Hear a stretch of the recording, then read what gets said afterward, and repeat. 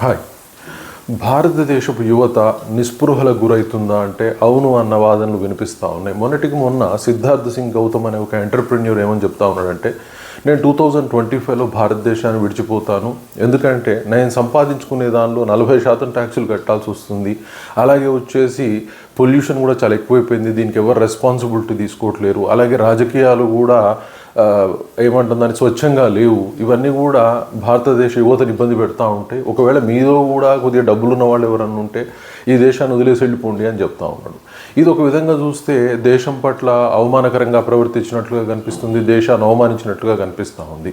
కాకపోతే ఏంటంటే ఇది రాజకీయ కోణంలో కావచ్చు లేదా యువతలో ఉన్న నిస్పృహ కారణంగా చూసుకున్నట్లయితే డెఫినెట్గా రాజకీయాలు వాళ్ళు లబ్ధి గడుపుకొని జరుపుతూ ఉన్నాయి. నిజంగా చెప్పాలంటే 40%, 30% ట్యాక్స్లు ఎక్కి ఒక వ్యక్తి సంవత్సర కాలంలో 3 నెలలు 4 నెలలు ఆ ఆర్గనైజేషన్స్ కోసం ఫ్రీగా పనిచేస్తున్నట్టుగానే కనిపిస్తూ ఉంది తప్పితే వాడి అభివృద్ధి అయితే జరిగే పరిస్థితి కనిపించట్లేదు మిడిల్ క్లాస్లో పర్టికులర్గా. అలాగే వచ్చేసి ఇక పొల్యూషన్ గురించి ఎవరి కాళ్ళు మేము అద్భుతాలు చేస్తున్నాం అని చెప్తున్నారు, కానీ ఆ పొల్యూషన్ని అరికట్టే విధానాలు అయితే ఏం కనిపించడం లేదు, అర్థం లేని మతిలేని నిర్ణయాలు కనిపిస్తూ ఉన్నాయి.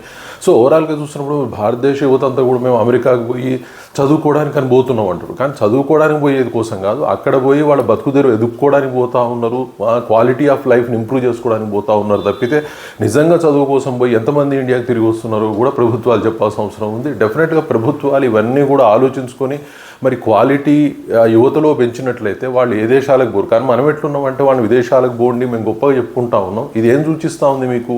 డెఫినెట్గా ఇక్కడ క్వాలిటీ లేదు, మేము అక్కడ క్వాలిటీ పోతా ఉన్నాం. ఒకవేళ ఎవడని ఇది మాట అంటే మీరు దేశద్రోహులు, మీరు దేశాన్ని అవమానిస్తున్నారు, మీకు దేశభక్తి లేదని చెప్తూ ఉంటారు. కానీ స్వచ్ఛంగా ఎవరే మాట అనకపోయినా సంవత్సరానికి కొన్ని లక్షల మంది దేశాన్ని విడిచిపోయి మేము చదువు పేరు మీద బయటికి పోయి మంచి క్వాలిటీ బతుకు కావాలని, జీతాలు కావాలని, స్వచ్ఛమైన పొల్యూషన్ ఫ్రీ ఎన్విరాన్మెంట్లో ఉండాలని వాళ్ళు వెళ్ళిపోతూ ఉన్నారు. అది విద్య పేరు మీద చెప్తున్న అబద్ధాలు తప్పితే వాళ్ళు క్వాలిటీ లైఫ్ కోసమే దేశాన్ని వదిలిపెడతా ఉన్నారు.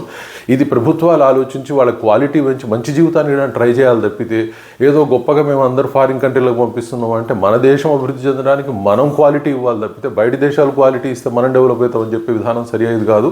ఈ సిద్ధార్థ్ సింగ్ గౌతమ్ చెప్పిన విషయాలు కూడా ప్రభుత్వం ఎవడో ఒకటి చెప్పిండు అనుకోకుండా డెఫినెట్గా ఇది చాలా ఉపయోగకరమైన సూచనగా తీసుకొని ప్రభుత్వాలు నిర్ణయం తీసుకుంటే చాలా మంచిది. Thank you very much.